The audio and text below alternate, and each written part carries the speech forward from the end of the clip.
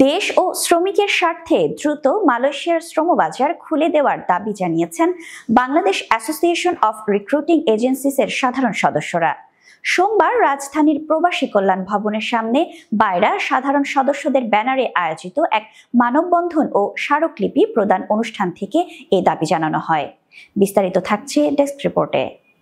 Bangladesh association of recruiting এজেন্সিসের সাধারণ সদস্যরা সভায় বলেন, সৌদি আরবের পরই মালয়েশিয়া আমাদের দ্বিতীয় বৃহত্তম শ্রমবাজার। অন্তর্বর্তীকালীন সরকারের প্রধান ডক্টর মোহাম্মদ ইউনূসের ম্যাজিকে যখন শ্রমবাজার খোলা হচ্ছে, যৌথ ওয়ার্কিং গ্রুপের সভা ডাকা হয়েছে, ঠিক এই সময় একটি পক্ষ আমাদের প্রতিপক্ষ দেশের এজেন্ডা বাস্তবায়নের কাজ করছে। তারা শ্রমবাজারকে ধ্বংস করতে অপতৎপরতা শুরু করেছে।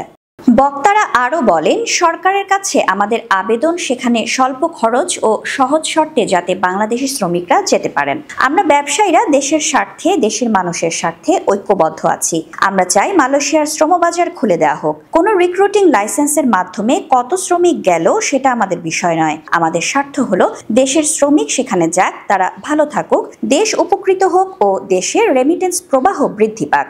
সভায় বক্তারা আরও বলেন, অন্য 13টি সোর্স কান্ট্রি মালয়েশিয়া সরকারের শর্ত মেনে নিয়ে তাদের শ্রমবাজার চালু রাখলেও বাংলাদেশে এক্ষেত্রে পিছিয়ে আছে। ফলে 12 লাখ বাংলাদেশি কর্মীর যে চাহিদা মালয়েশিয়ার রয়েছে, সেই বাজার বাংলাদেশের হাতছাড়া হওয়ার আশঙ্কা দেখা দিয়েছে।